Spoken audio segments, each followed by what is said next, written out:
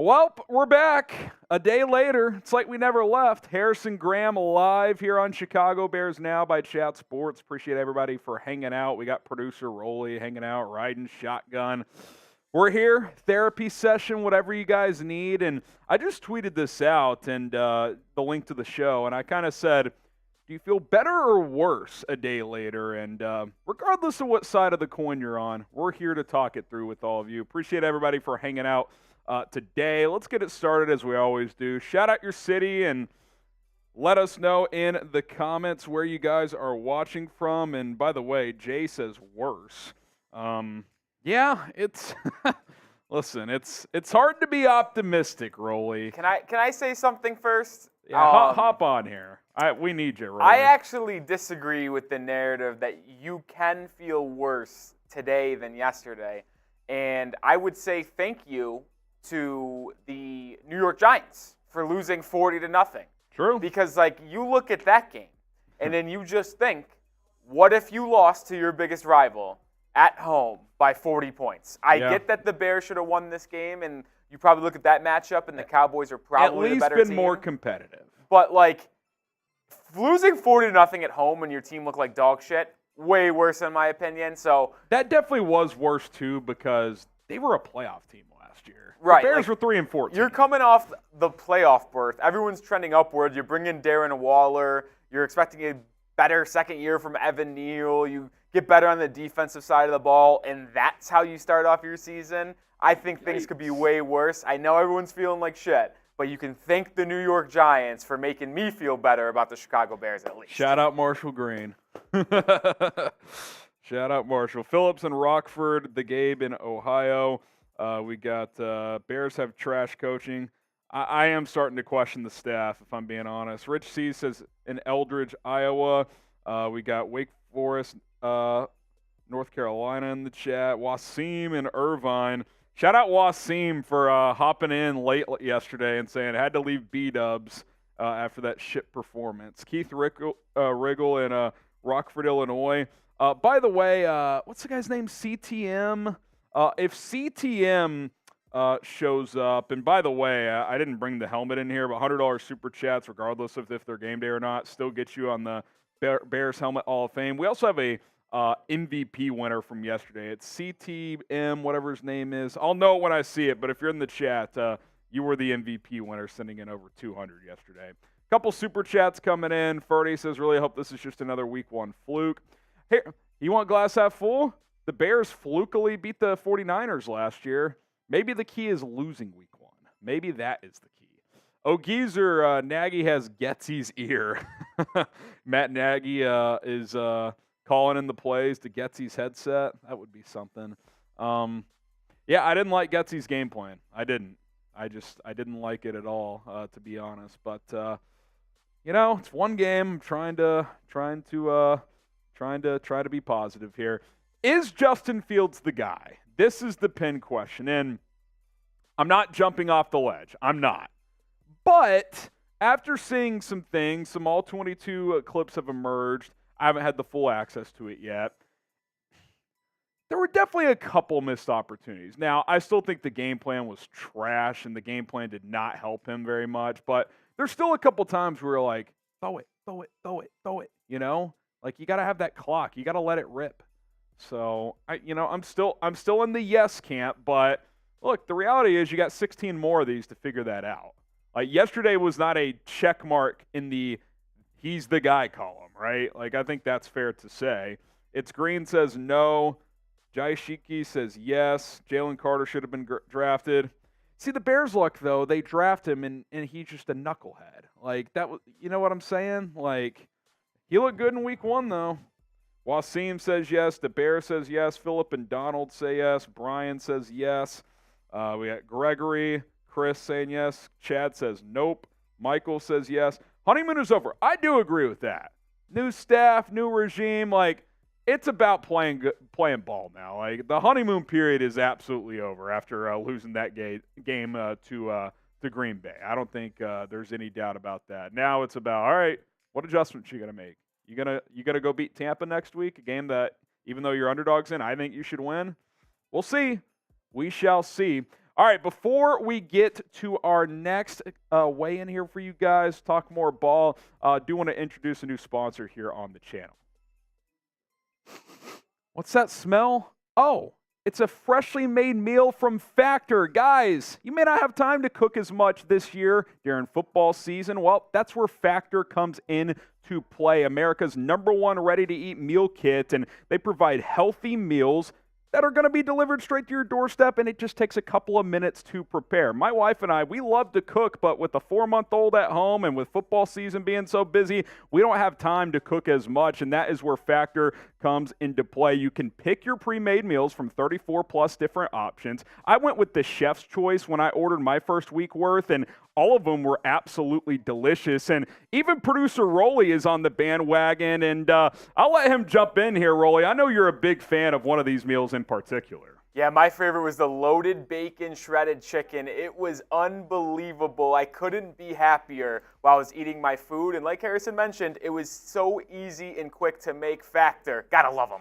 And by the way, Rolly's dropped a lot of weight recently, and Factor has helped him do that, keeping those calories under control. These meals have less than 550 calories per serving. So head to factormeals.com/BearsChat50 and use code BearsChat50 to get 50% off. That's code BearsChat50 at factormeals.com/BearsChat50. That link and promo code in the comments and description of this video.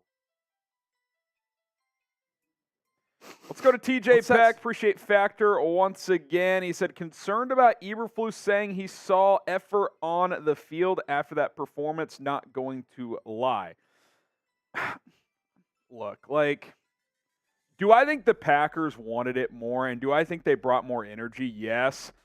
But, I don't know if we could say here and just be like, the effort was dog shit. I think that's the easy thing to say when you lose. Now, I do think the energy waned in the second half, and I was not a fan of that. But you get down 24-6, 31-14, 38-14. It's hard to keep the energy level up at that point. Now, it's up to the players to do it. You got to have a standard. I get it. But, I'm not going to, attack the effort after one game.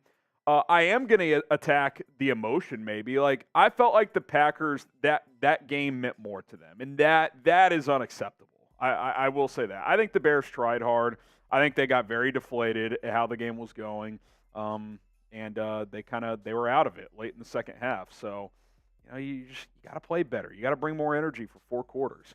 Steven, first-time super chatter, 2, 3, 4, 5. Shout out to Steven. Getsy still, Green Bay at heart. I do love the conspiracy theories.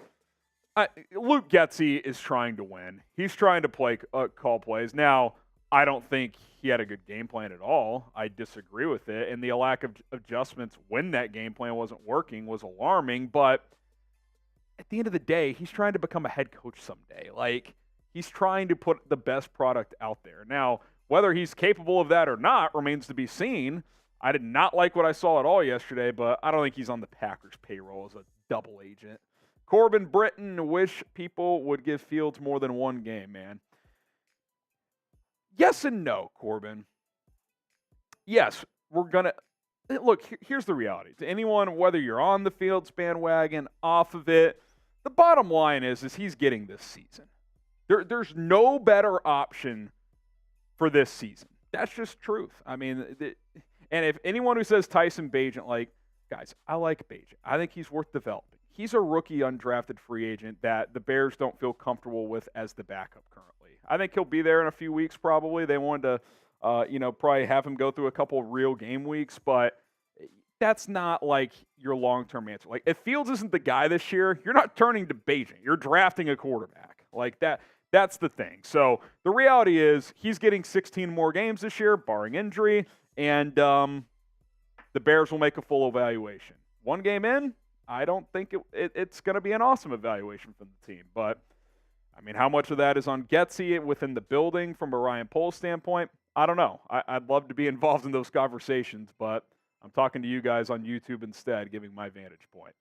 Marco Lifts with the $2 super chat. 2, 3, 4, 5. Appreciate that. All first-time super chats. I'm doing 5 jumping jacks. Those are the rules. Keem with the 5. Marco, appreciate the flex too. Rolly can flex better than me these days.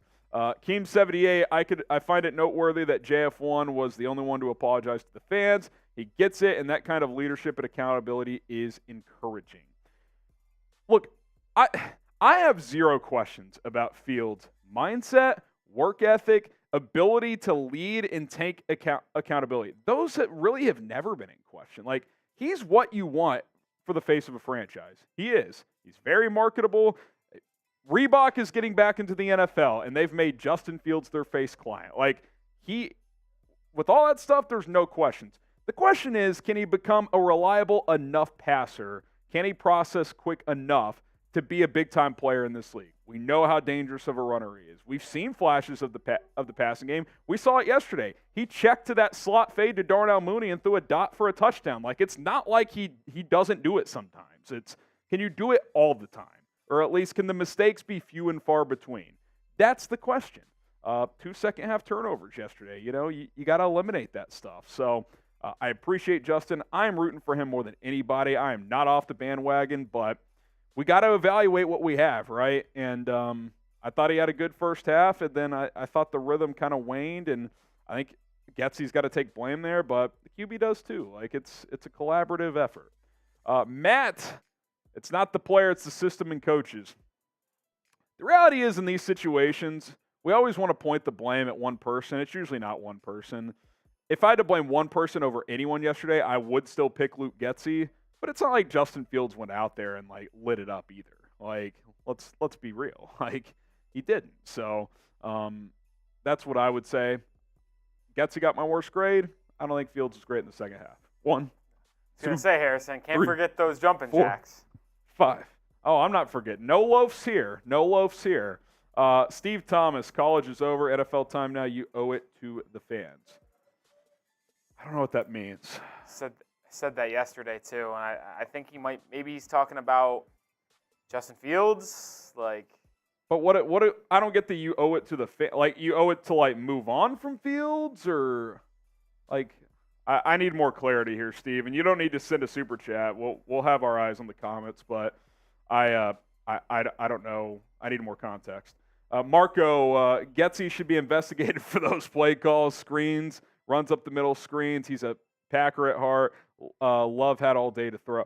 Yeah, I mean, that's another part of this. Like, the Bears did nothing to challenge Jordan Love.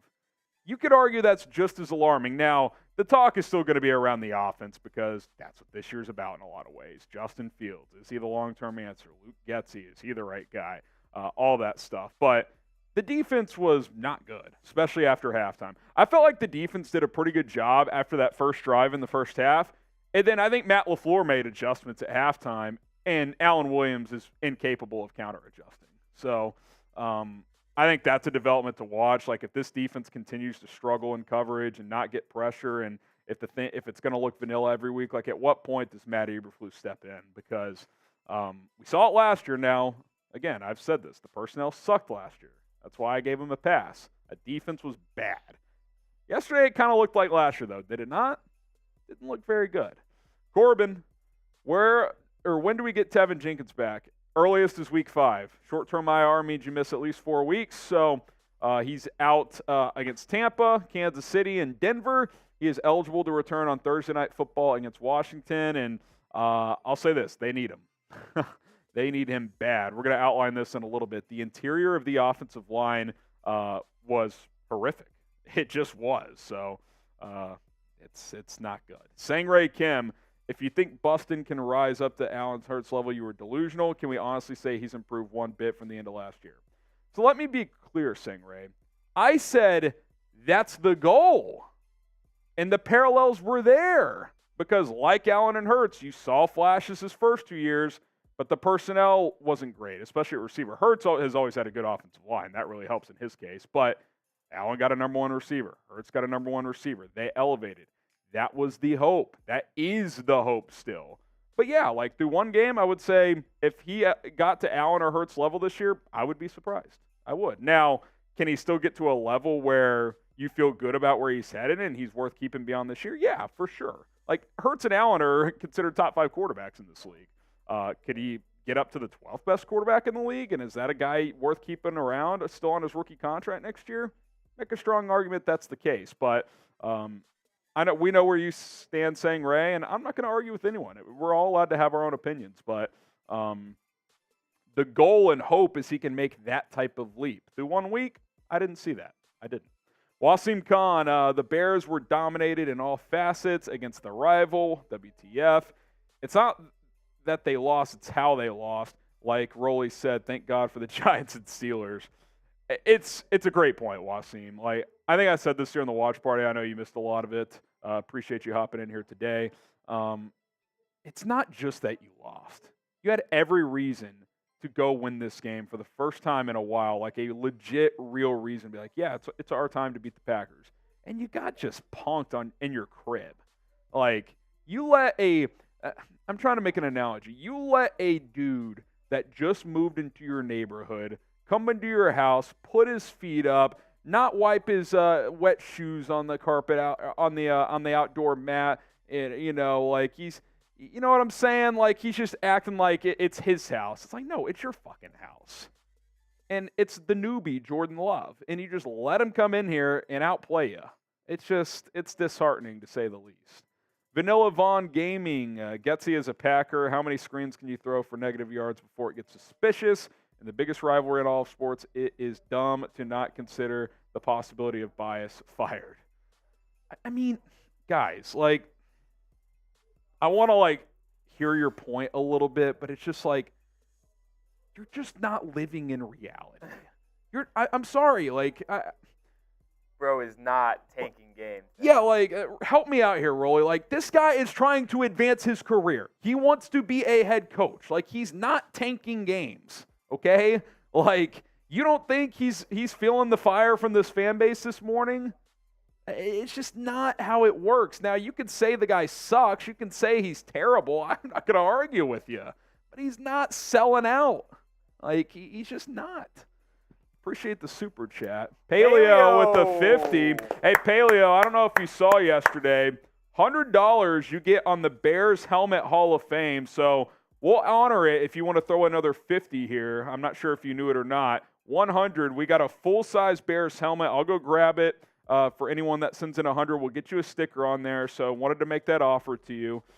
He says, Ben, post an angry wake-up post on Bears Facebook pages. Can we go up from here and have a new catchphrase? Bear up. Get Bear up started here, Harrison. Bear up. I'm a Wyoming Cowboy. I think a Wyoming Cowboys Cowboys fan. We say Cowboy up. Bear up from here. Bear up. I'll try anything. Like, I'm down for any ideas to get this going in the right direction. Shout out to you, Paleo. Appreciate the $50. Very generous. Shaquille McNair. Claypool looked lost yesterday. Not only did he look lost, he looked disinterested.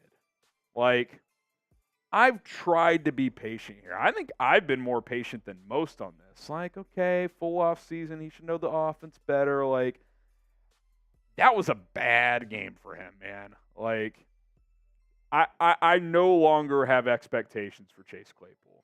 He's just going to have to prove it. Like, I no longer have huge belief in him. Now, the good news is Darnell Mooney looks healthy. And here it is, by the way, Paleo. Got a lot of stickers on there. We got Wasim, Matt Loves Bush, Sam Lactaro, Riley Zwarda, Isaiah's got a couple on there, Eric Snare, Michigan guy, Matt Hepler, CSM MTC, that is the MVP. CSM MTC, he's yesterday's MVP. If you guys see him, let me know because he won yesterday's MVP item. But yeah, it's I'm not going to be like I'm done with Claypool, but I just have no expectations at this point. Like he's going to have to prove something to me. It's Freeze Tiles. Flu should take charge of defensive play calling. I kind of agree.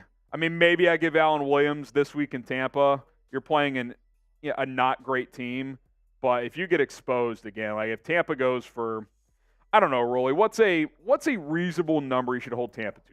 Less than 24? I know it's on the road. 3 touchdowns. Yeah, like if they're scoring 24 plus, it's like okay, I've seen enough. Like we saw it last year. I wanted to give him the benefit of the doubt with the personnel, but I mean, how confused was the secondary? Like, so many replays, it's like Eddie Jackson and people are pointing at each other. It's like, what's going on? Like, you're not a team that blitzes and you're still getting shredded in coverage. Like, dude's running free. Both of those can't happen.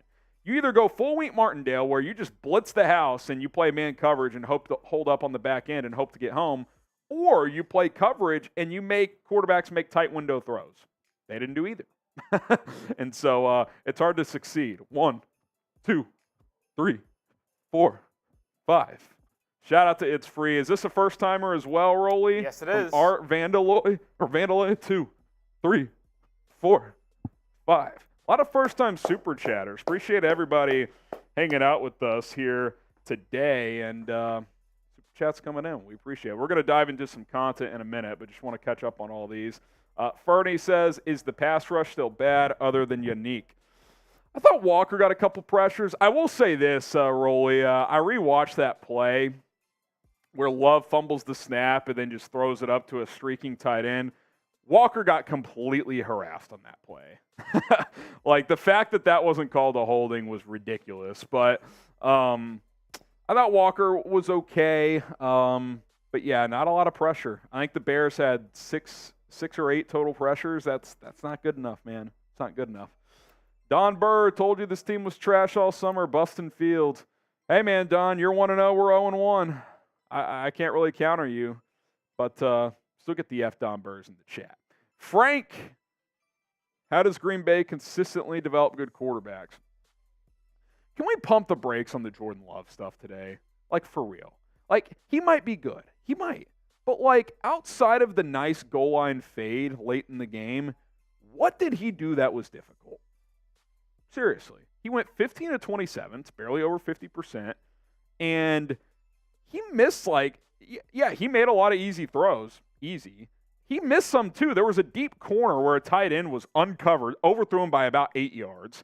There was one where he got slight pressure, and he threw, like, a crossing route way behind the receiver. Like, when he's under pressure, he struggles. That's why I said make him uncomfortable. Like, blitz if you have to, and they just let him stand there. Most quarterbacks in the league, when you have all day to throw, are going to deliver the football, especially when your secondary is just leaving huge pockets of space for garbage receivers, by the way, to run freely. Like, I don't want to diminish the Packers team, but, like, Christian Watson was out, and Jaden Reed's playing in his first game ever, and he's just wide open. Like, I just – look, Love might be the guy. He might be.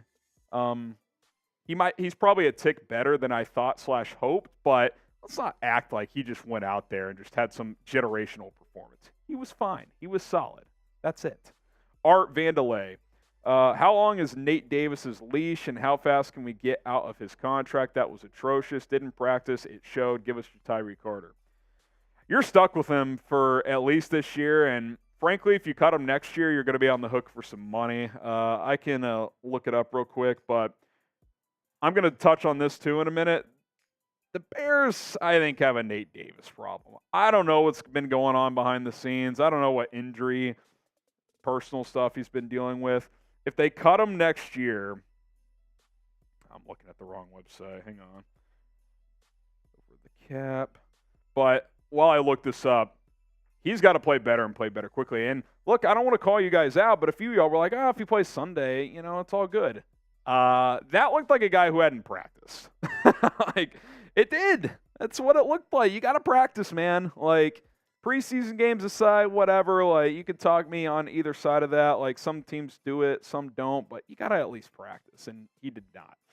Okay, if they cut him next year, pre-June 1st, they only save $500,000. Post-June 1st, they would save $2.5 million. They're stuck with him for 2 years, man. Like, they really are, unless they can find a trade. And if he plays like this all year, that contract's not tradable. Now, the third year is mostly non-guaranteed, so they could cut him after next year, but they really need him to figure it out because you gave him 3 years, $30 million with 19 guaranteed. Not great. Sangray Kim, say Bustin throws for 3,000 yards, rushes for 600, throws for 20 TDs and 9 picks. Say you're picking number 1 this year. Do you go ahead and move and get Caleb? It's a good question. I will say this, though, Stingray. If he throws for 3,000 plus, rushes for 600, and has a 20-9 touchdown to 9 interception ratio, I don't think you're picking number one. I don't. Now, maybe Carolina's pick is number one. I don't know.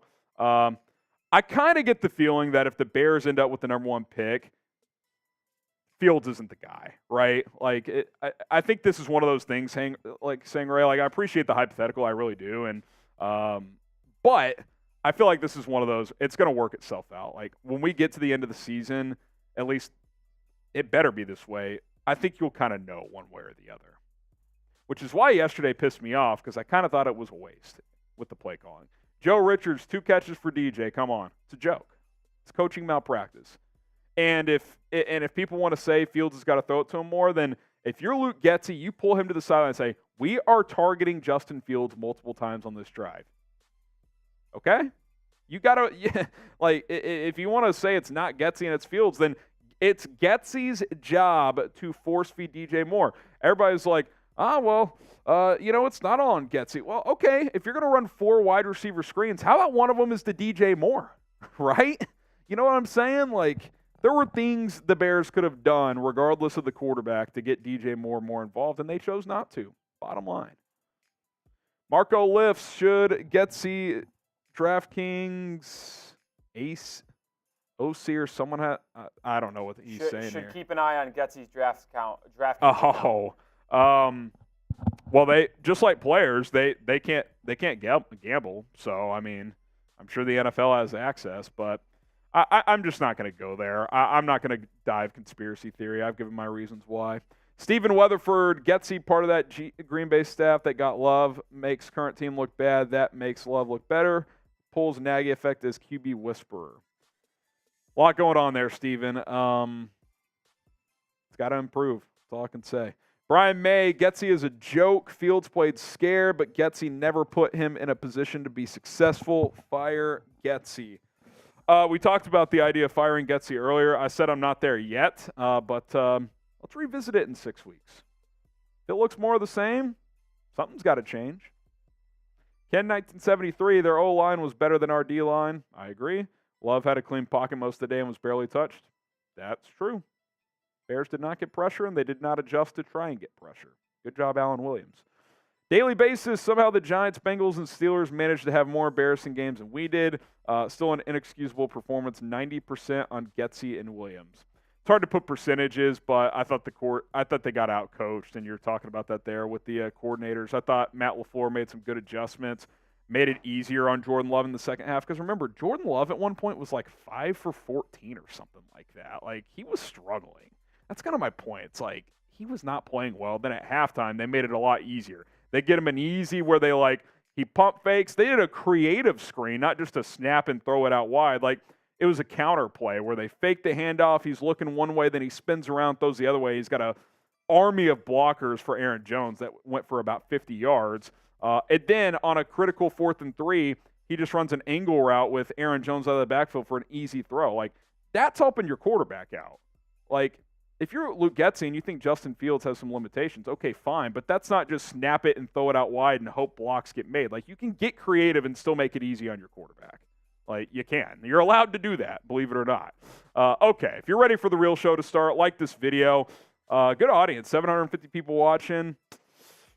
We got to get to at least 300 likes, Rolly? 250? I mean, listen, I know the Bears got embarrassed yesterday, but there's no reason for the Bears Now fans to put up this big of an embarrassing performance on the like button counter. Like this video if you're pissed off at Luke Getsy. How about that?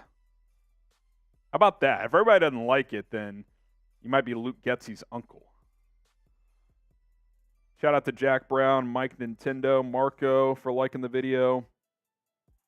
It's mainly Fields. It's hard to give percentages, man. The coordinator has to adjust, though. That's what I know. I saw Fields adjust on a play. He checked to a slot fade, and it went for a touchdown. Did Getsy make an adjustment like that? Maybe he did. I don't know. Maybe he did. 221 likes. Shout out to Sammy, who has liked it. Marco has liked it. Chris as well. Corbin says, I have to like it now after that Getsy comment. Josue says, how's it going, Harrison? Just tuning in. Bear down from Kansas City, Missouri. It's going all right. I've calmed down a bit. I'm still not happy, but you can only move forward, right? Like you can't look back too much. We're gonna kind of put a wrap on week 1 today, and then we're on to Tampa. So that's how it goes. Yes, it wasn't Velus Jones' fault. Yeah, he was inactive. And by the way, one other point, and I got to give. I think Adam Hogue said this.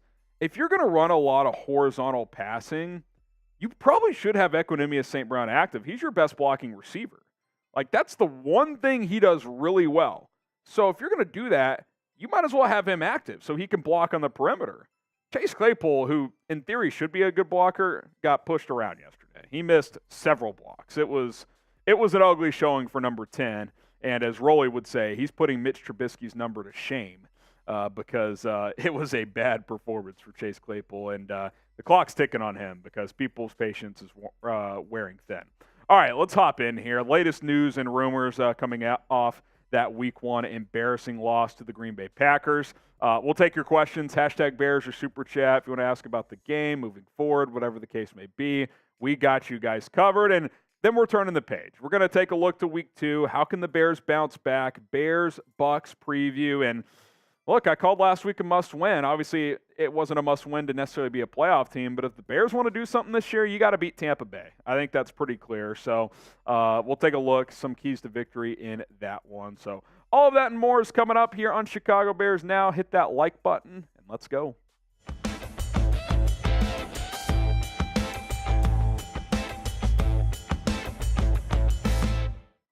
What's up, guys? Welcome into Bears Now by Chat Sports. We got some news and rumors to dive into here, and I want to kick things off with the latest on Kyler Gordon. He left Sunday's game with a hand injury, did not return, and Matt Eberflus today, in Flus fashion, said that we won't get an official update until Wednesday, but he did say that Gordon is meeting with doctors today, and when you hear that and when you hear, we'll tell you guys on Wednesday, that doesn't inspire a lot of hope in this situation, and this would be a major loss. Like, make no mistake, I think Kyler Gordon was primed for a breakout year. Now, if it's a hand injury, it's not going to be a season-ending deal. There could be a scenario where he puts, like, a club on it. You know, we've seen that in the past with players, but this would be a bummer because, A, I thought he played pretty well when he was out there. The overall grade was kind of average per PFF's grading system, but he had a nice breakup on a play where he got his fist in there on a kind of a 7 or 8 yard out route to Jaden Reed where he's able to punch one out.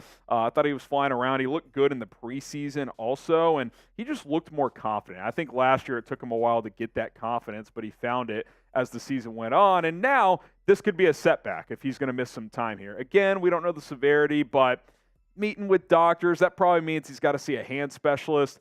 There's probably some kind of broken bone in there, if I had to guess. Now, that's speculation, but it was heavily wrapped after the game. The fact that they ruled him out, like, instantly tells me something was bad, right? Like, if it's like like even a sprain, you might be able to go back out there, just heavily wrap it, but they ruled him out quickly. So Josh Blackwell was the next man up as the backup nickel. I thought he played okay, but you want to see these young players develop, and if Kyler Gordon's going to miss some time, that is definitely a bummer. As soon as we have an official update on Kyler Gordon, we'll obviously talk about it here on the show, but I'll be tweeting about it, and I've been tweeting a lot of Chicago Bears news updates. I tweeted out every notable PFF grade from Week 1, if you're into that as well when it comes to the Bears. If you want daily Chicago Bears coverage, not only on the channel, but on Twitter with dozens of tweets per day, give me a follow, at HGramNFL. Appreciate all the support. I'm tweeting about the Bears all day long. Okay, let's talk offensive line. Got to revisit it. Should you sign Dalton Risner? I mean, the entire interior offensive line struggled. It just did. On further review with the clips I've seen, PFF, which again, PFF, and I don't take what they say verbatim, but I would say this lines up pretty well with what we saw. Cody Whitehair, overall grade, 47.2, pass block, 52.8, run block, 44.1. He struggled at left guard last year. He struggled at left guard yesterday. I think that's why they moved him to center, because I think he's a borderline cooked product. So is Lucas Patrick, 43 overall grade, 50 pass block, 45 run block. Yeah, he missed pretty much all of camp. Well, let's move him to center and Cody Whitehair to left guard. I think that's a very questionable decision at this point. And then Nate Davis, 48.6 overall, 26.8 pass block. I saw it. Someone else tweeted this out. He gave up 9 pressures in this one and a run block grade of okay, serviceable, 58.1. The bottom line is you can't be weak at all 3 spots in the middle. Like, very few teams are stellar at all 5 spots on the offensive line. You can't be well below average at 3, though. Like, the fact that the young tackles outplayed the interior is kind of embarrassing. It really is. I mean, that performance is just not going to cut it from Cody Whitehair, Lucas Patrick, and Nate Davis. It's just not going to. Darnell Wright, Braxton Jones held their own. Now, Braxton had 2 holding penalties. PFF graded him higher than I think he actually played, but he was definitely better than the interior guys. Darnell Wright, it doesn't help when you're playing next to the worst lineman on the team in week 1. Nate Davis was your worst lineman in week 1. You paid him $30 million. We're going to talk about him a little bit more in just a second. All right, guys, excited to tell you about our brand new sponsor here on Bears Now. That is Factor. Looking for healthy and easy meals to eat? That is where Factor comes in because we don't have time to cook during football season, at least not as much as we like. That's where Factor comes into play. It's America's #1 ready-to-eat meal kit that can help you fuel up fast with chef-prepared, dietitian-approved, ready-to-eat meals delivered straight to your door. Adjust your stride this autumn without missing a step. You can choose from 34-plus weekly flavor-packed, fresh, never-frozen meals ready to eat in 2 minutes.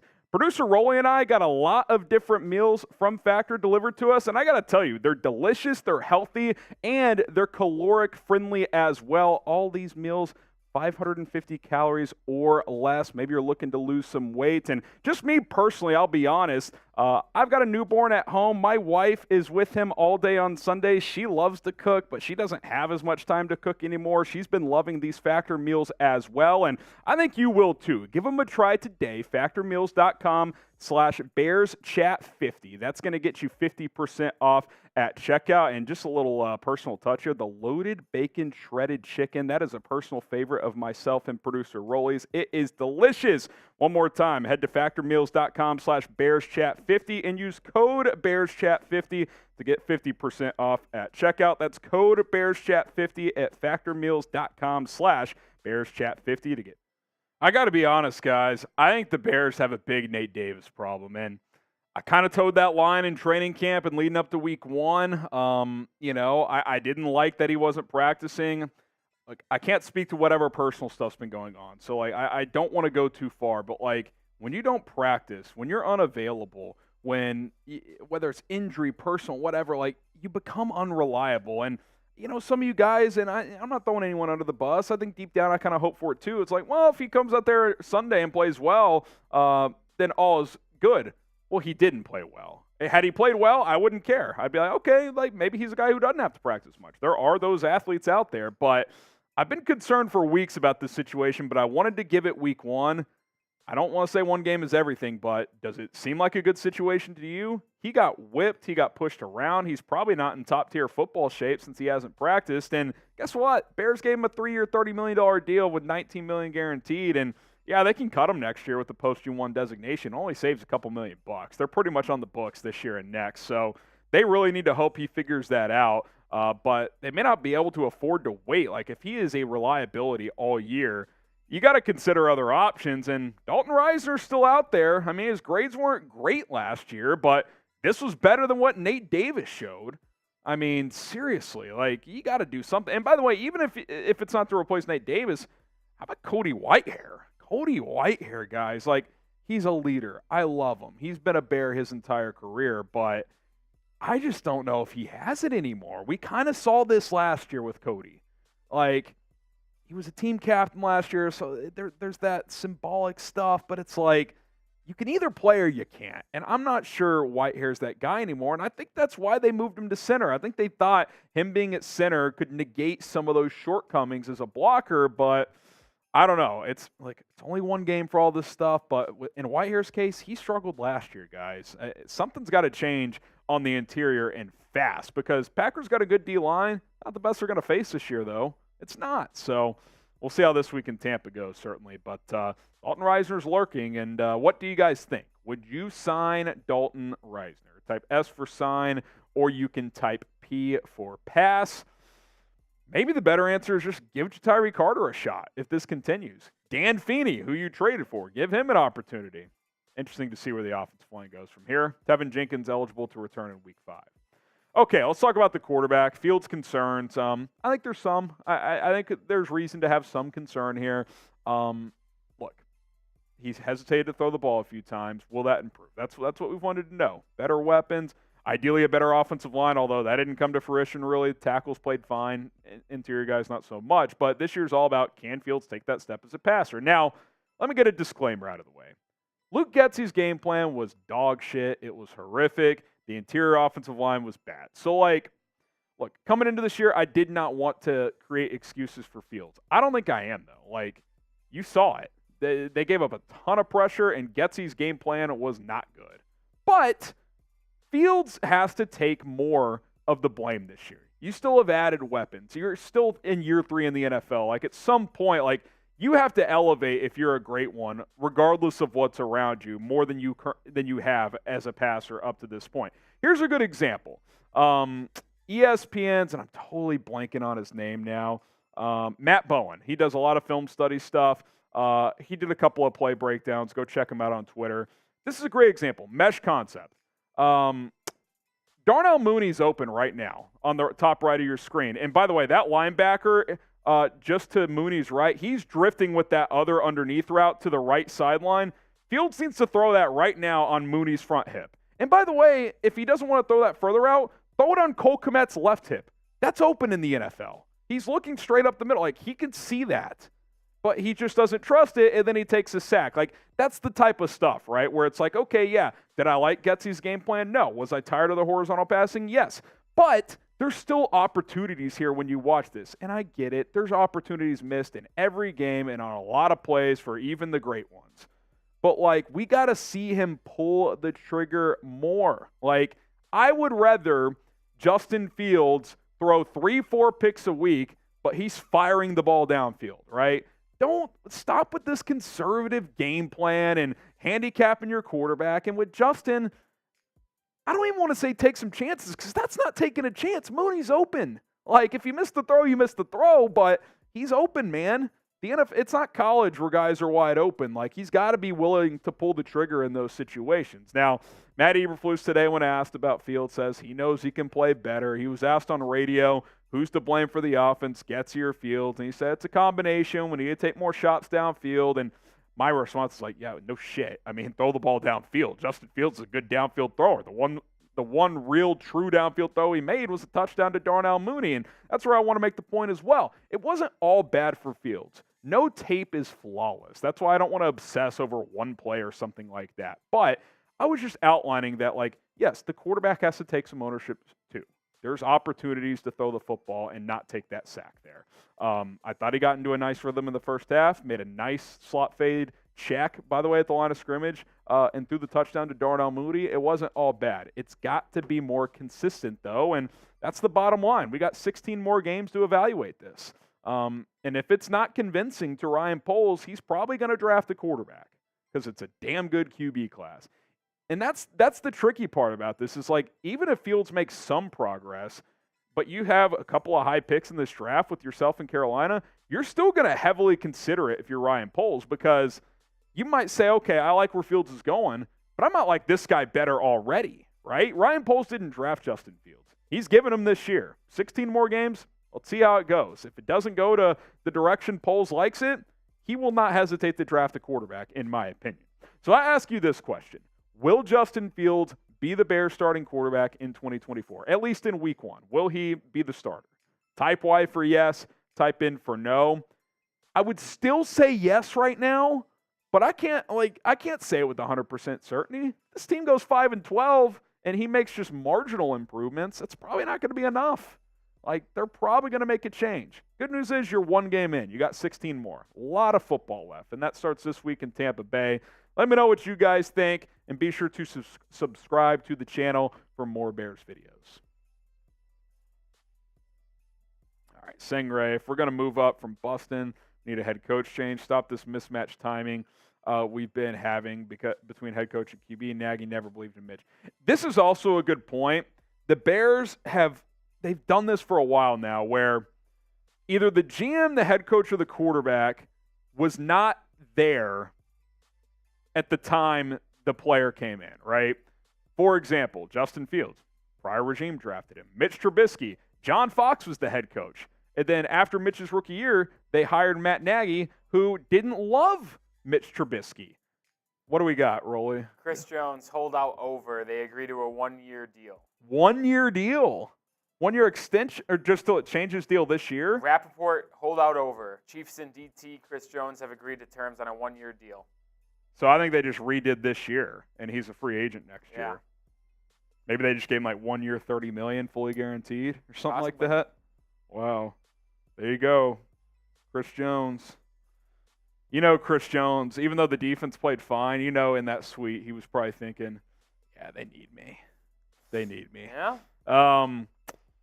Yeah, back to just finalize this. The point is they've never been all aligned. And to me, the head coach, GM, and head coach should be aligned. So it's an interesting point saying, Ray, like, what if this season really torpedoes? And I don't even want to throw that out there because I'm not punting on this season. Let's say this team goes 4-13, 5-12. Fields is, very up and down again. The passing doesn't take the step it needs to. And, the defense doesn't play that well either. Well, that's supposed to be Matt Eberflus' specialty. Could Poles just wipe it all out, hire a new coach, and draft his quarterback? I think that's extreme right now. I don't know, though. What if you're like 2-8, 10 weeks in? These are all hypotheticals, but it's an interesting point you bring. Ancient Astronaut, what value does Alan Williams actually provide? It's a great question. I don't think he's good. I don't. I gave him a pass for last year. I know it's only one game into this year. Let's see how the next couple weeks go, but it's vanilla. Like, it's and when I say vanilla, it's not just that they play zone and they only rush, they want to win with 4, but there's no stunts, there's no twists, there's no, different, like, lining up guys at different spots in the D-line. It's the same look all the time. There's no disguises in coverage, at least none that I'm seeing. The secondary is confused on basic concepts, it looks like. So, yeah, that's a problem. And if it continues like this, like if we're week 6 and the defense isn't like fixing this stuff, Flus has just got to step in. I know he wants to be a CEO coach and have his hands in everything, but at some point, like, maybe you just are what you are, and like that's an excellent defensive play caller. Step in and make something happen. Mailbag time, hashtag Bears or Super Chat to get your questions on the show.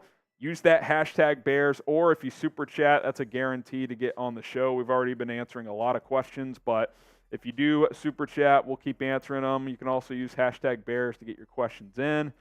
Alan Williams is Mel Tucker 2.0. I assume you're just talking as a football coach because he stunk up the joint with the Bears, but yeah, it's not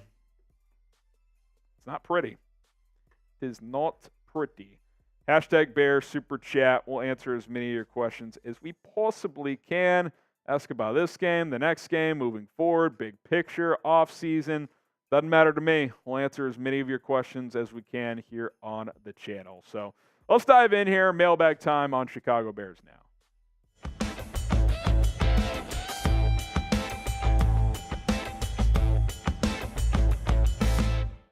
You're watching Bears Now by Chat Sports. My name is Harrison Graham, and it is mailbag time. Use hashtag Bears or Super Chat to get your questions in, and we'll answer as many as we possibly can. F. Marsh in the chat. Well, at least the Bears loss wasn't as bad as the Giants in Week 1. If Justin Fields isn't the guy long term, who are your favorite 2024 draft quarterbacks? Well, I'm not ready to go there, but I'm not shocked we're seeing this already because people were off the Fields bandwagon before Week 1, and obviously he didn't have a great performance. 24 of 37 throwing, 216 yards, had a touchdown, and 1 interception. Also had a fumble, QB rating of 78.2. It obviously was not very good for Justin Fields whatsoever. Now, if he doesn't improve to a level that satisfies Ryan Poles, this is a loaded draft. It is. This is just 10 quarterbacks. There's more that are going to get drafted, at least in the first few rounds, I think. Caleb Williams out of USC. Drake May out of North Carolina. Michigan's J.J. McCarthy, who's nearby. He's looked great. Quinn Ewers just looked awesome against Bama. He's got a rocket for an arm. Shador Sanders from Colorado looks great. Michael Penix Jr., Bo Nix, Riley Leonard, Jordan Travis, Joe Milton can throw the football 85 yards. Like, you've got talent in this draft. It is very, very loaded. So Ryan Poles would not be doing his job if he's not evaluating this 2024 QB class very closely. Now, obviously, you gotta see how it goes with Justin. I don't think they're punting on Justin right now, but they got to see measurable improvement. And I thought Justin did some good things in that Week 1 game, but that wasn't a franchise quarterback performance, regardless of what we think of Luke Getsy, and I thought he sucked. But at the same time, I did not think, Fields, lit it up by any means either. Who is your favorite QB prospect for 2024? I know we're going to get a lot of Caleb Williams in there. Maybe list a couple. Order your top 3, or whatever the case may be. Let us know who your favorite QBs or QBs are for the 2024 NFL Draft. Corbin Britton. Literally adjustments at half cost the game. In my opinion, I feel like we looked better in the first half. Claypool was trash, but you got to get DJ the ball. Oh, I completely agree, Corbin. I thought Matt LaFleur made clear adjustments to make it easier on Jordan Love, who struggled in the first half. And the defense did not counter-adjust, and the offense did not change things up either. Like, the first offensive play of the second half, Fields play action, he sacked basically right after he fakes the handoff. So that was not a good sign. Claypool was trash, and yeah, you got to get DJ Moore the football. You traded a package involving the number 1 pick to get DJ Moore back. Obviously, a lot of that was to get Carolina's first-round pick in this upcoming draft, too. It wasn't just about DJ Moore, but Moore was a big part of it. You target him twice, that's malpractice. Wesley Lewis, Kevin Warren should put the entire team and organization on notice that they will be fired if this atrocious play continues. Listen, the honeymoon phase is over. It's about results. No one thinks this team needs to win a Super Bowl right now. Got to be more competitive than that, though, man. Got to be more competitive. Bernie, start Feeney. I'm with you. I just don't think Lucas Patrick's any good, and I'm not sure Cody Whitehair's that good either. Now, they're not going to probably bench both of those guys for Feeney and Ja'Tyre Carter, but I wouldn't completely mind it. Give some other guys a look if this battle line play continues. Dirtball at the first time super chat. 1, 2, 3, 4, 5. Shout out to Dirtball. He said, like I've been saying all summer, all the pressure shouldn't just be on QB1. The pressure should be on everyone. Getsy, Flus, defense. Everyone was trash. Shouldn't everyone be getting evaluated? Absolutely. The defense sucked. I said Alan Williams should get stripped of play calling. I feel like I am evaluating everybody. Obviously, we're spending more time on the quarterback because I think that's the story of this year. You got to have a clear answer on Justin Fields by the end of this season. So I've ripped Getsy, I've ripped Williams, I've ripped Flus. I've been critical of Justin Fields. I feel like I have done that. I don't know if you're talking to me directly, but yeah, I mean, everyone needs to be evaluated. Like I said, a honeymoon phase is over. You got to get things figured out. TJ Peck, besides the staff, the Bears' biggest problem seems like it's in the trenches. Get better at O-line, real pass rush. The Band-Aids aren't working. Yeah, look, and this is, I'm not going to use the word pass, but this is where I kind of understand that it's not going to be perfect. Like, Ryan Poles basically had to rebuild this whole roster. You weren't going to rebuild everything to a high level in one offseason. Like, that's just not realistic. Especially when your mindset is to build through the draft. You just can't build it all overnight. Now, does that mean Poles has made a bunch of great decisions? Not necessarily. The Claypool trade, barring a drastic change, it might end up being really bad. Like, you're probably taking the L on that at this point, unless something changes. Still holding out some hope, but I have very little expectation there. And through 1 week, Jalen Carter looks like a much better player than Darnell Wright, although I thought Darnell Wright actually played okay at right tackle. I still will defend that decision. The Eagles were in a totally different situation to make that pick, but they're going to be connected forever. That's the reality of that situation. So, yeah, you got to get better in the trenches. No doubt it's going to take some time, but it still should be better than it was yesterday, to be very, very clear. Is Justin Fields the guy? Simple question. Type Y for yes. Type in for no. Is he the guy or not? What say you? Henry Forte, Whitehair is not good enough for us. Which lineup would be a great lineup for fixing the issue problem? I think when Jenkins is back, I think it's your left tackle is Braxton Jones. Your left guard is Tevin Jenkins. I think your center is either Whitehair or Feeney. I don't want Patrick out there. Hopefully Nate Davis figures something out, but if he's bad for the next 3 weeks and it lines up for when Tevin Jenkins comes back, maybe you give Jatiri Carter a look. I'm not sure. And then Darnell Wright at right tackle. That's probably the combination. Obviously, you got a few weeks here to evaluate these guys until Jenkins gets back, but I do think it's crystal clear that when Jenkins is healthy, he needs to be out there. What's that smell? Oh, it's a freshly made meal from Factor. Guys, you may not have time to cook as much this year during football season. Well, that's where Factor comes in to play. America's #1 ready-to-eat meal kit, and they provide healthy meals that are going to be delivered straight to your doorstep, and it just takes a couple of minutes to prepare. My wife and I, we love to cook, but with a 4-month-old at home and with football season being so busy, we don't have time to cook as much, and that is where Factor comes into play. You can pick your pre-made meals from 34-plus different options. I went with the chef's choice when I ordered my first week worth, and all of them were absolutely delicious. And even producer Rolly is on the bandwagon, and I'll let him jump in here, Rolly. I know you're a big fan of one of these meals in particular. Yeah, my favorite was the loaded bacon shredded chicken. It was unbelievable. I couldn't be happier while I was eating my food. And like Harrison mentioned, it was so easy and quick to make. Factor. Gotta love them. And by the way, Rolly's dropped a lot of weight recently, and Factor has helped him do that, keeping those calories under control. These meals have less than 550 calories per serving. So head to factormeals.com/BearsChat50 and use code BearsChat50 to get 50% off. That's code BearsChat50 at factormeals.com/BearsChat50. That link and promo code in the comments and description of this video. Let's go to Jacob here. We got Fields is him. Appreciate all the super chats, guys. Really do.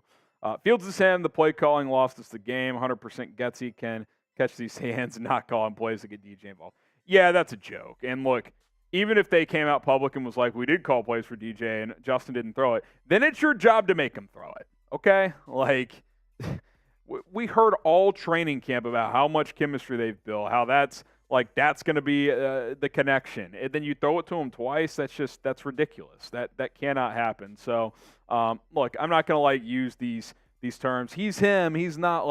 I just want to see it. That's all I want. I thought there was some good stuff in there from Fields, but there was some bad stuff, and there was a lot of bad from Luke Getsy. Yo, Coach T, what's up, man? He says, you can't use 5-man protection the entire game, expect to get the ball downfield. It's not an O-line problem. Got to include the RB and tight ends. Well, here's what I counter you, Coach T. It is an O-line problem if you feel like you have to chip all the time, right?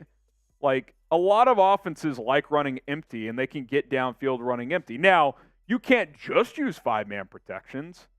Here's what I found alarming in this game, too. And I wonder with Robert Tunyon's back flaring up the day before, he only played 4 snaps, and Mercedes Lewis being a little bit older, but if he's your third tight end, he only played 5 snaps. If he can't play more, is he worth having? That's a different question. But this team had most success last year when they were operating under center. Play actions with Fields, getting him on the edge with some boots.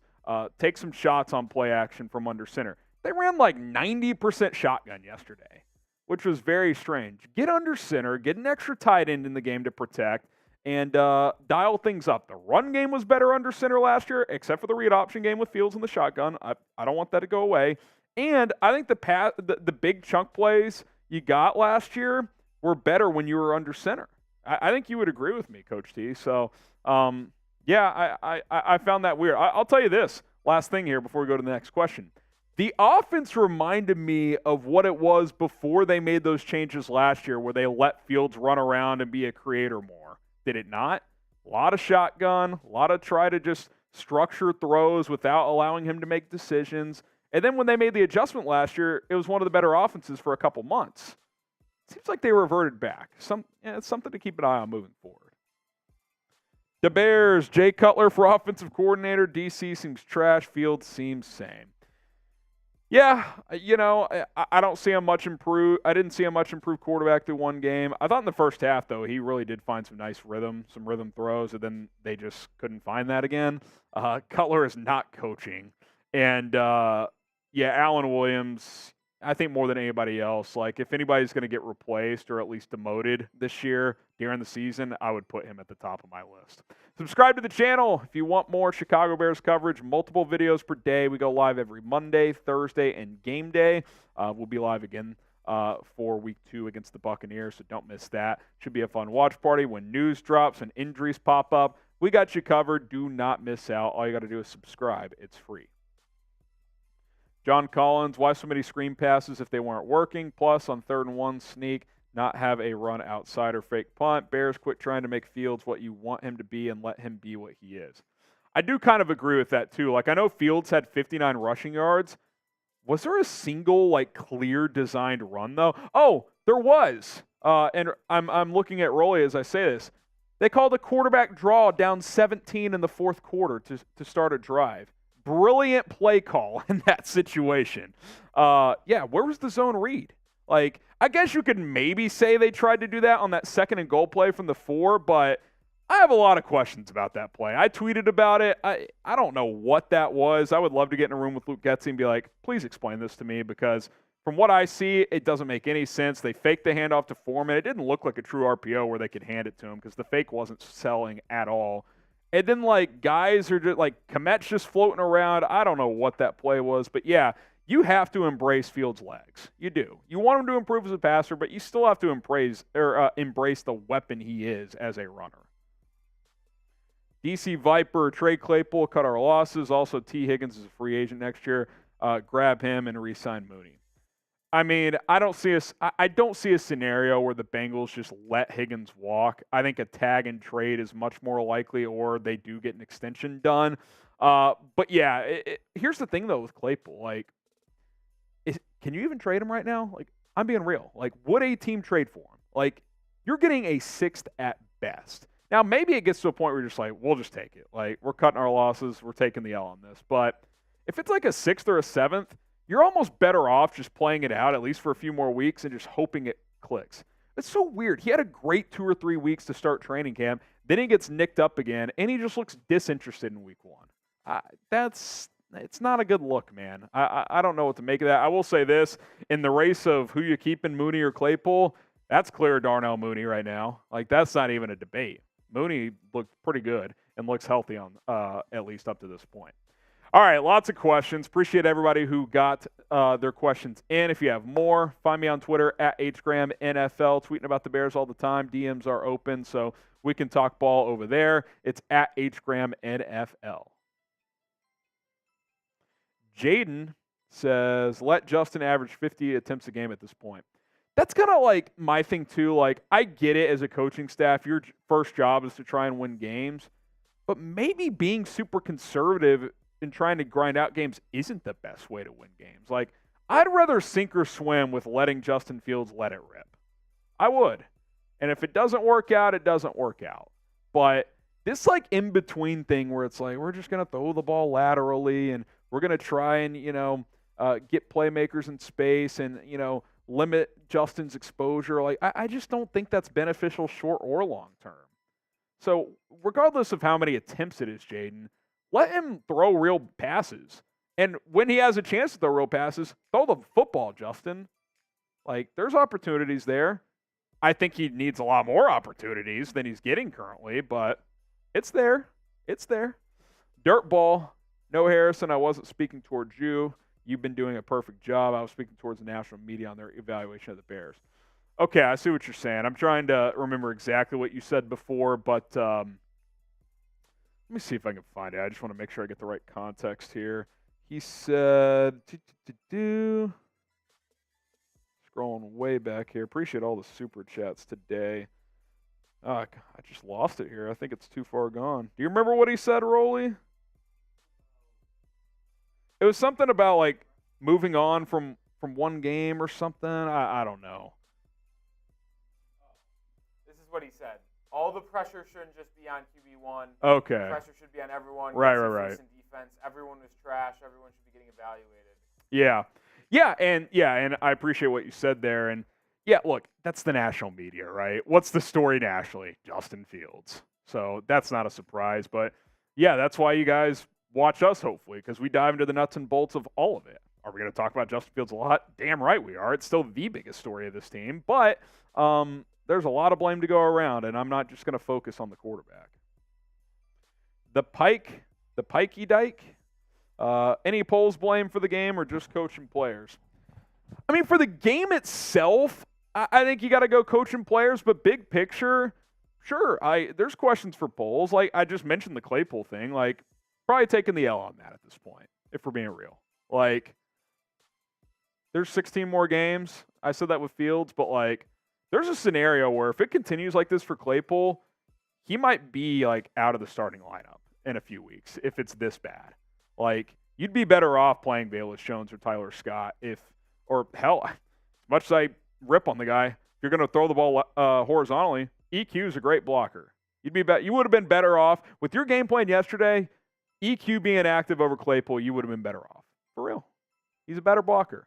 So Claypool's got to figure it out quick because the clock's ticking there. Is Justin Fields the guy? Type Y for yes.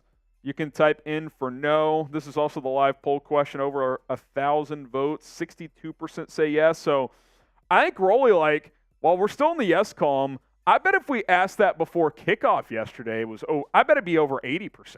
I mean, would you agree? I would agree. So that's a steep decline after 1 week. I think a lot of people have soured, maybe rightfully so, maybe not, but a lot of people have turned. I think people at least have. I think people at least are in like the question mark category now. Yeah. Where they're like, it's only one game.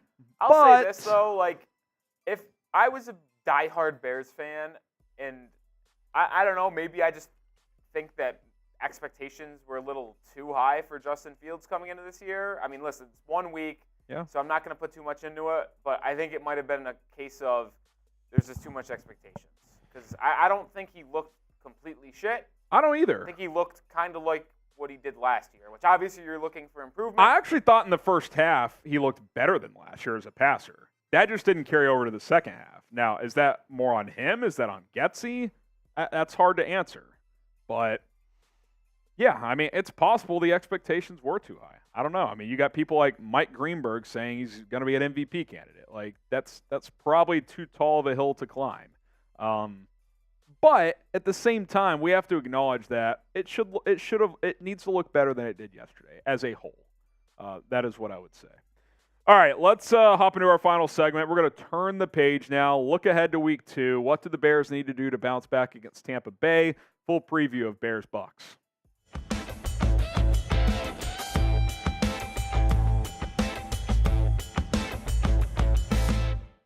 We're moving on from week 1 here on Chicago Bears Now. My name is Harrison Graham. All you can do is turn the page at this point. And to quote Bill Belichick, we're on to Tampa Bay. Bears, Bucks, week 2 this Sunday, September 17th in Tampa Bay. Bucks picked up a surprising win over the Vikings in week 1, which actually helps the Bears. And now the Bears got an opportunity to get back to 500, pump the brakes on all the chaos and panic. You win Sunday. I won't say all is well, but you're feeling much better about things than we did after that loss to the Green Bay Packers. So what do you think? Will the Bears bounce back this week? Type Y for yes, type in for no. And to be clear, by bounce back, I mean win the game, not just play better. Like, will they win the game this week? Type Y for yes, type in for no. Full score prediction from me later on in the video. Okay, I made this point last week, and I'll make it again because I'm alarmed at how few downfield throws you made. Throw the ball downfield, please. The head coach said it on radio this week. Yeah, we need to throw the ball downfield. This passing chart, unacceptable. 37 pass attempts, 4 went 10 yards or more. One of those, Justin Fields changed the play at the line of scrimmage and threw a nice slot fade ball to Darnell Mooney for a touchdown. Let's challenge the Bucs secondary downfield. Let's challenge the intermediate part of the field even. Like, we don't need to throw 10 wide receiver screens. I don't mean to say you have to abandon that completely. It can work if blocked properly, but if the first 2 or 3 get stuffed, maybe you go away from that, which is something you didn't do against Green Bay. All eyes are on Justin Fields and Luke Getsy in week 2. I think we all know that. Getsy needs to dial up more shots downfield. I think a lot of that needs to start with getting the run game going, and that means more under center this week. I was alarmed at how much shotgun we saw. And Fields, when he does have opportunities, needs to pull the trigger because sometimes he's still hesitant. And when there's guys open, he needs to be willing to throw the football. I would rather sink with Justin Fields than sort of swim with a conservative approach and not have a clear answer on the quarterback long term. So let's take more shots downfield. Let's let it rip and see what QB1 can do. Speaking of week 2, join our live Bears versus Bucs watch party. We go live for every single game, and that will continue this week. We'll be live 1 hour before kickoff, 12 Eastern Time, 11 a.m. Central, with kickoff at noon Central in Tampa. Let's bounce back. Let's bring the good vibes. Hope to see you guys there. Subscribe and join us. Okay, target DJ Moore 10+ times. I think more than anything else, and there was a lot to be concerned with in week 1, the fact that you targeted DJ Moore twice after acquiring him in a trade featuring the number 1 pick is, quite frankly, disgraceful. It's unacceptable. It's coaching malpractice. There might be a little QB malpractice there. Like Luke Getsy, Justin Fields, the next, however many days, depending on when you're watching this, leading up to kickoff, DJ Moore. That should be the game plan. DJ Moore. Like, get this freaking guy the football, man. The 2 times you threw to him, nice little chunk plays. We're not going to throw to him the rest of the game.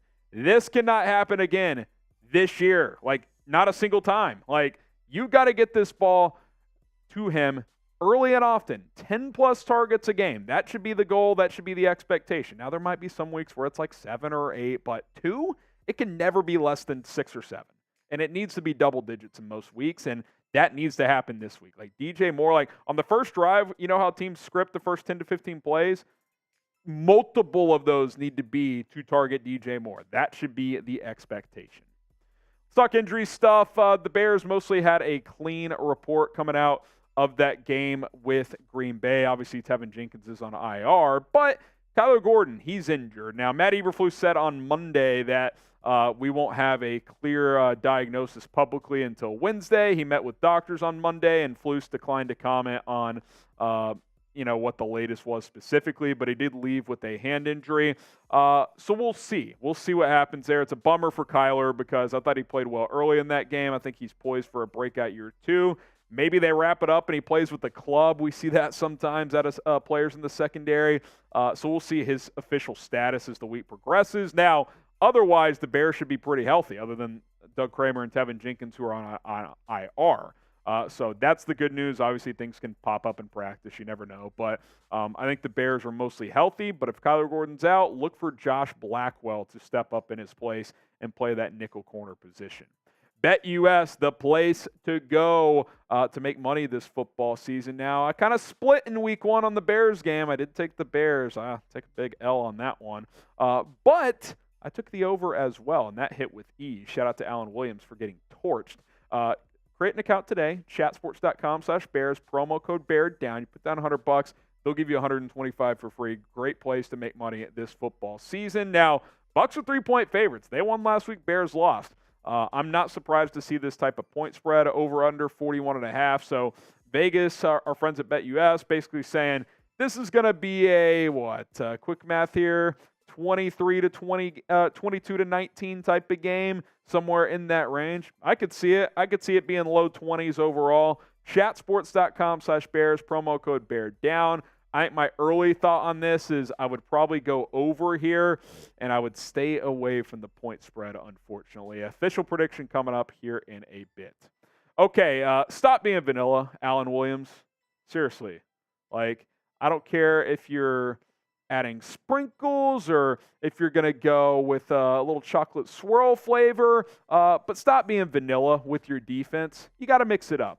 Jordan Love has not played that much in the NFL. So what would you ideally want to do to a young quarterback who hasn't seen live bullets much? You'd want to mix up the looks, right? They didn't do that. They didn't challenge him. 15 to 27, which isn't that good, by the way. But the completions he had, for the most part, were very easy looks. He's standing back there all day. He's surveying. Oh, there's a wide open guy. Here's a little angle route to Aaron Jones. TJ Edwards can't cover him. The Bears didn't challenge Jordan Love at all. Like, that is so disappointing. Blitz him occasionally. Disguise your coverages. The secondary was confused. Allen Williams has got to figure this out fast. Otherwise, I think Matt Eberflus needs to take on play calling duties. Williams has got to stop vanilla. Like, it's boring. It's not effective. You don't have a good enough defensive line to be vanilla yet. I think it's better, but it's still not good enough. That has got to change and change fast. And then lastly, you got to bring energy on the road. Like, you've got to bring energy on the road.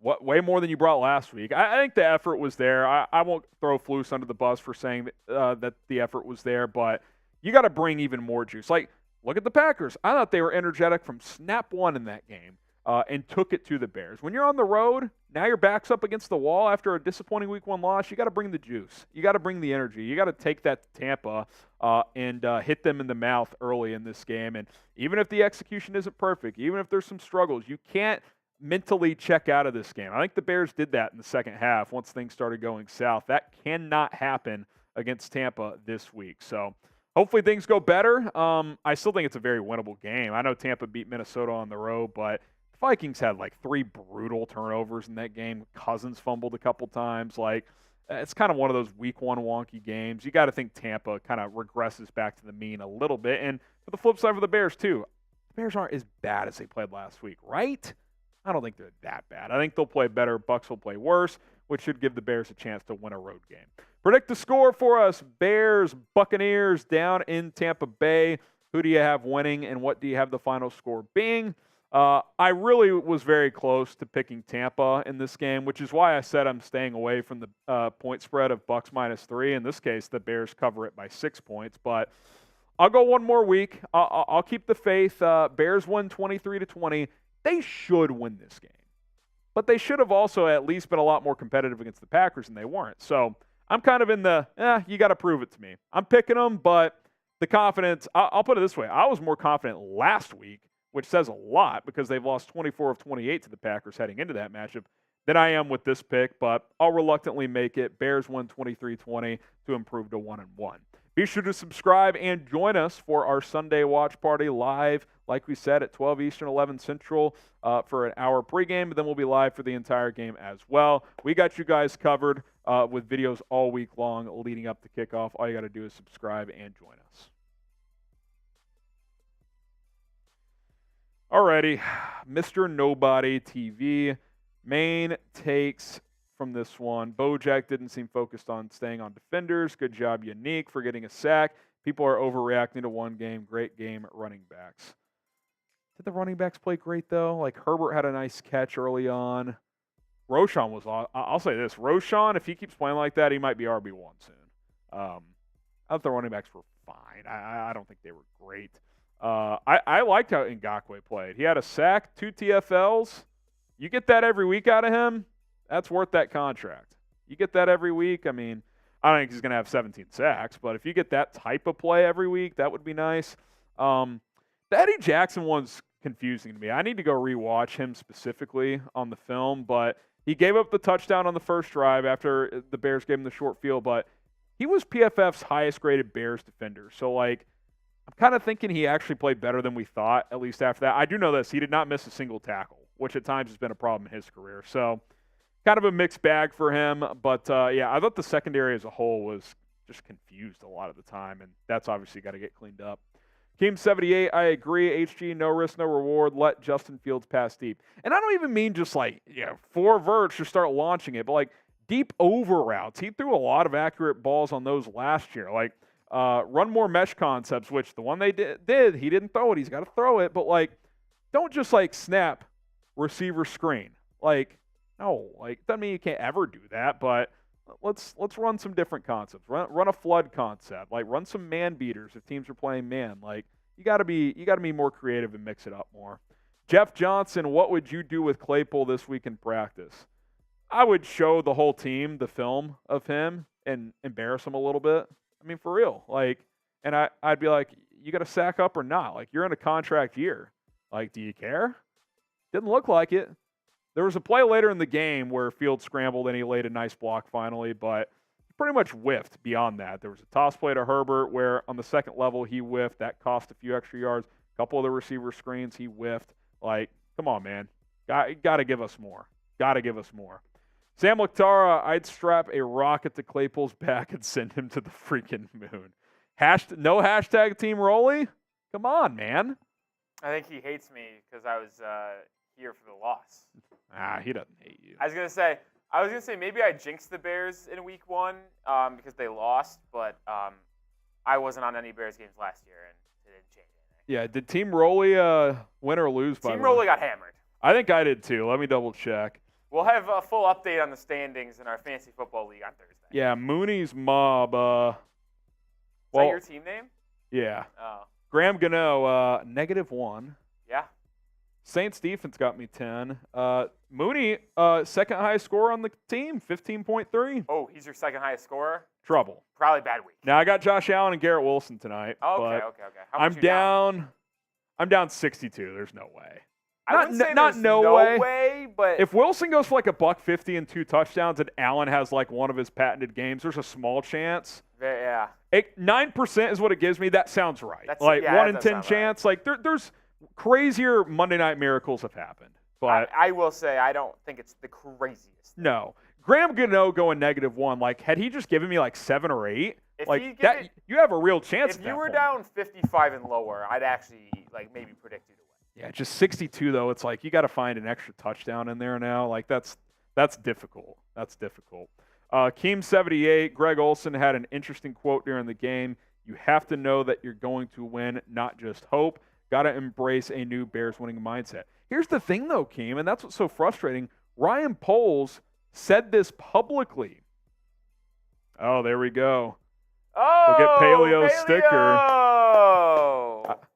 Paleo, you're getting a sticker right here.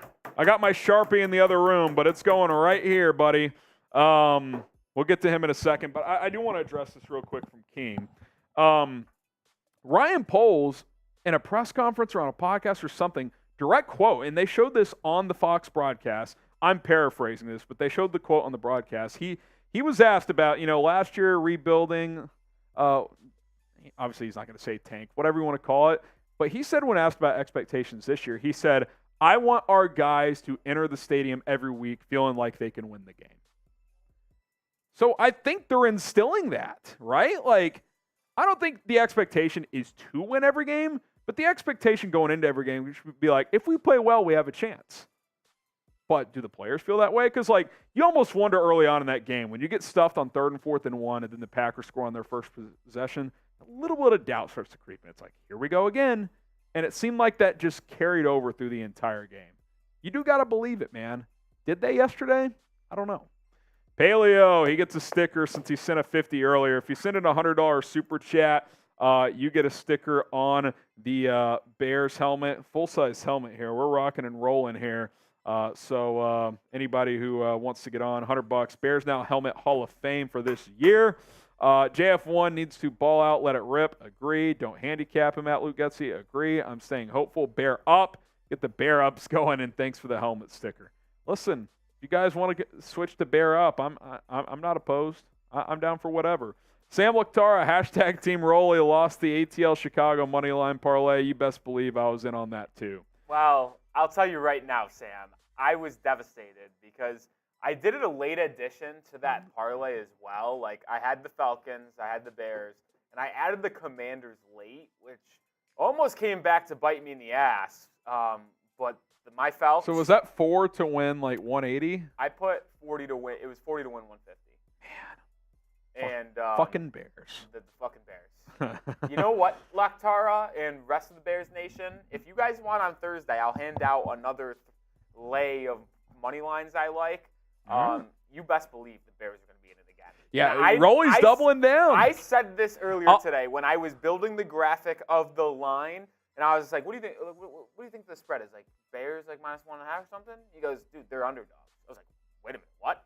The Bears, I can guarantee they win, and if we want to get fucking nuts, let's get fucking nuts.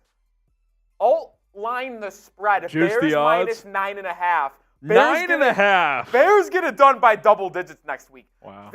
I'm telling you right now, this Tampa Bay Buccaneers team is a carbon copy of the 2019 Jaguars. If you remember what happened in 2019, Gardner Minshew, they week one defeated victory. the Indianapolis Colts, who was projected to be a good team that year. They beat them week 1 with Gardner Minshew. What'd they do the rest of the year? Oh, yeah, they went 1-15 and then drafted Trevor Lawrence. The Buccaneers, they are the 2019 Jags. Big-time win on the road against the Minnesota Vikings. I think they win maybe one game the rest of the year. Bears are not going to be that other win. Bears, book it, -9.5, money line, all across the board. Let me ask you this. If the Bears lose to the Bucs, will you bet on them the rest of the year? No, and I will not support the Bears the rest of the year. Oh, come on. So I am stating it right now. This is a legacy game for Chicago. If you want a happy rolly the rest of the year on Bears now, the Bears better fucking win. Oh, man. If you want a happy Harrison, they better beat the fucking Bucs. You lose next week, you're 0-3. You're 0-2.5. You're already down a half game because you're playing the Chiefs. Maybe you pull off a miracle and get to 1-2, but you want to talk about unlikely of unlikely. You lose to the Packers and Bucs, you're going to win at Arrowhead? No shot. You got to win in week 2. Because that's like double-edged sword too. You go out there and, to your point, you go win by double digits. At least you have a little belief you could win at Arrowhead. I wouldn't pick it. I won't pick it regardless of what happens this week. I'm telling you right now, I will not pick the Bears to beat the Chiefs unless Patrick Mahomes gets injured. And even then, I still might hesitate because it's at Arrowhead. But if you beat the Bucs in comfortably, at least as a football team, you can have some belief that you have at least a little bit of a chance in that week 3 game. So yeah, for a lot of reasons, you need to get it done in week 2 against Tampa.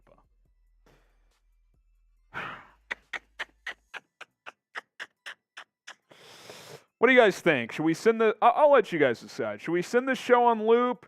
Do y'all want to take some more questions? We could play a little shot clock with the super chats. What do you guys think? We could send it on loop. What are you guys feeling? You guys want to hang out? We got to free up the studio, though, if we're done with the super chats. A lot of other shows that people got to get on the air. So you guys let me know. Well, there's one from Antonio and Marco. So we'll take a few more questions, and then, when you guys have wrapped it up for the day, we can wrap it up. I can't stay here super long, but I can do a few more. Antonio, it's a rare question for me. Yeah, hey, Rolly, how'd you slim down so fast? What's the secret? All right, so I did 2 things. Factor was one of them. Ate healthy, and it was easy. I love Factor. Good you guys meals. know it. Go check them out. Well, Rolly will put the link in the chat after this. I love Factor. That was part of it, and then the other part of it was the workout portion. And I actually did this because I knew this works because my cousin did it a long time ago. I ran a mile every day, and that's just bare minimum. Like, there's most days I would run 2-3 miles, and I still run 2-3 miles. When you say run, like, do you mean nonstop, or do you mean like run a half-mile, walk for a bit, run another half-mile? No, I would hop on the treadmill. Okay. And here's the thing, and this is the thing. I never stop. And this is the number one thing to me when I run, and maybe everyone's different. Like, when I run, I don't think you should stop. If you need to stop, then stop running.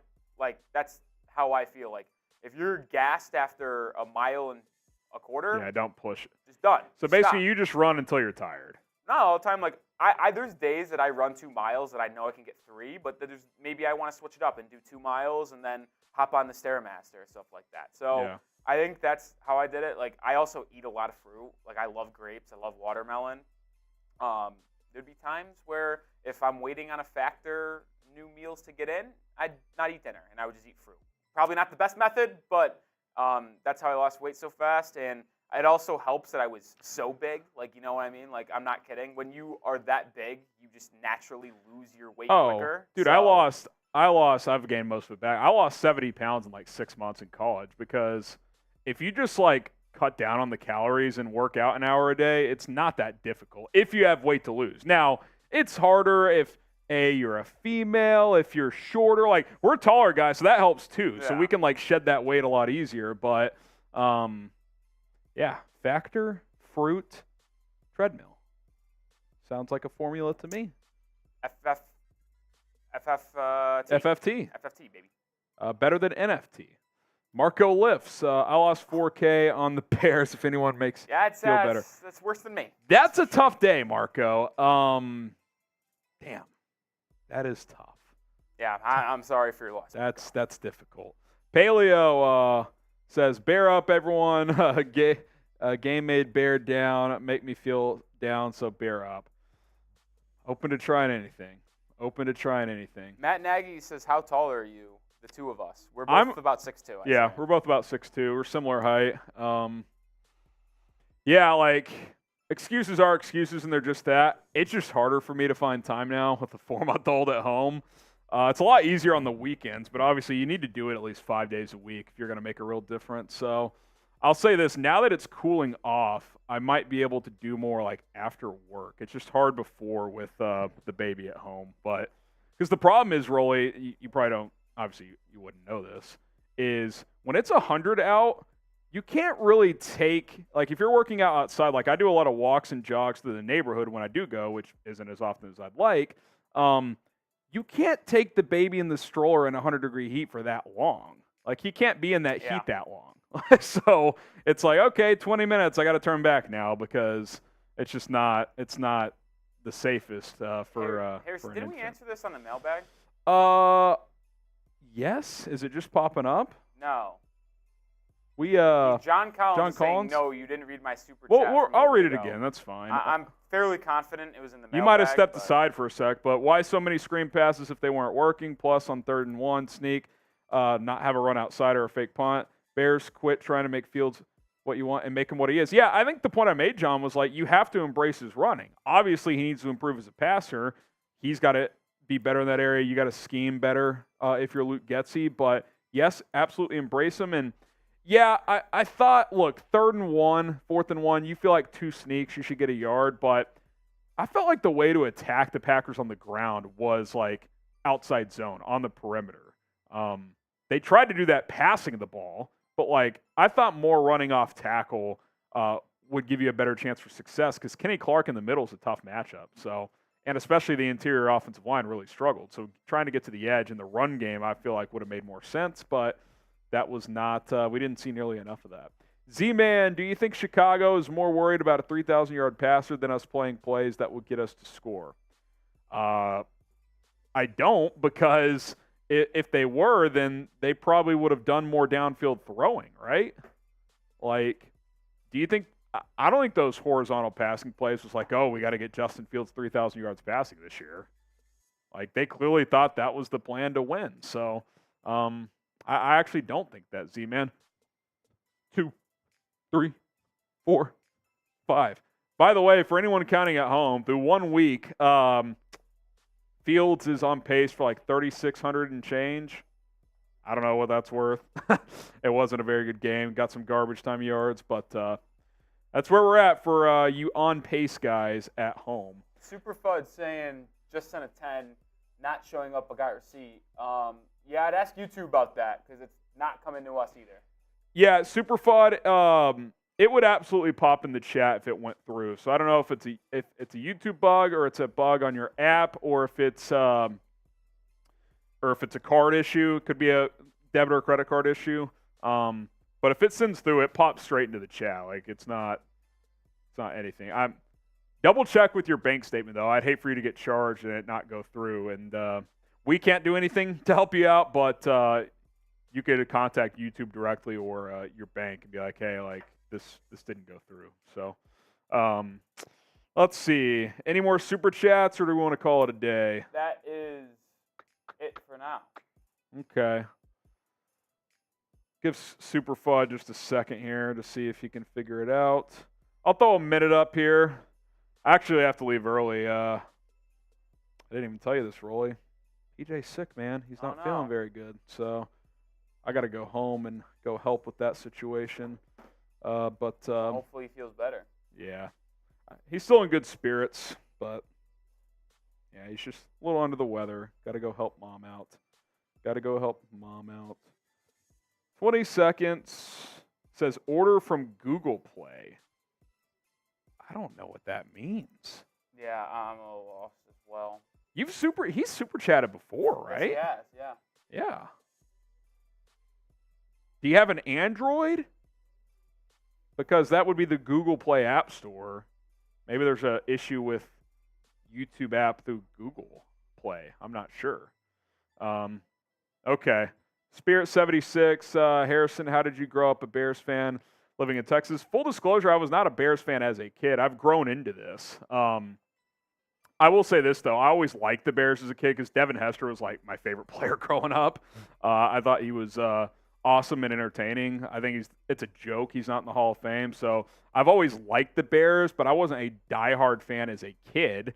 But as I've become an adult, started to like them more. Actually, Rolly and I have talked about this before. I liked it when they got Mitch, but I did like Mahomes coming out too. I liked them both, and obviously they got the wrong one because it's the Bears, and that's what happened. So that's it. And obviously, I think when you guys watch my watch parties, it's clear I'm an all-in Bears fan at this point in my life. But yeah, that's how it rolls. Appreciate the question though, Spirit. Wasim.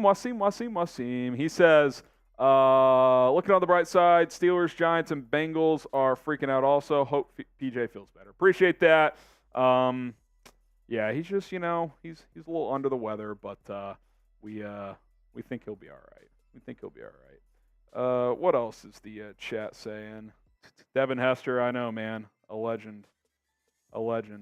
Be nice if he could return some punts. Although I think Trent Taylor did a decent job. I thought he did a good job too, honestly. I mean, rare bright spots. Trent Taylor, Roshan Johnson. I know Tyreek Stevenson had another dumbass penalty late in the game, but I actually thought he was pretty good, Rolly, for the most part. I would agree. Kyler Gordon before the injury looked good too. Hopefully that's not severe, but Alice Tillman not in the Hall of Fame either. I don't know. Tillman's a trickier case. I think he deserves to be in. I mean, the peanut punch. Like, when I think of Hall of Fame, I think of guys who, like, changed the game. You see that all over the league now, people doing that. His resume is kind of mixed. I would put him in, but we'll see if he ever gets there. What about Tyler Scott's returns? Fine. Here's what I found weird. This will be my final thought unless the super chat comes in. You had Velus Jones inactive. Okay, fine. Tyler Scott, you're probably going to – you want to feature him more in the offense. Fields found him on a check down early, and then we basically never saw him again. I think he had a catch in garbage time late. Well, then why have Velus Jones inactive? He can catch a check down, and he's a better kick returner. I thought that was puzzling. Like, when I saw Scott was active over Velus, I was like, oh, like, they're probably going to, like, take a shot or two with him downfield or do a jet sweep with him, something. Nope, didn't do that. And then EQ was inactive, which I wasn't surprised by, but then I kind of was because the game plan was to throw the ball horizontally, and he's your best blocker. So there's just so many things from this game where you're just like, this doesn't make sense. Like the process, the inactives, the play calling, it was all bizarre. Hopefully it gets fixed for week 2 because it needs to in a hurry. All right, guys. Appreciate everybody for tuning in here on Chicago Bears Now. My name is Harrison Graham. Shout out Rolly for hanging with us as well. We will see you guys soon with more videos. Bear down or bear up, to quote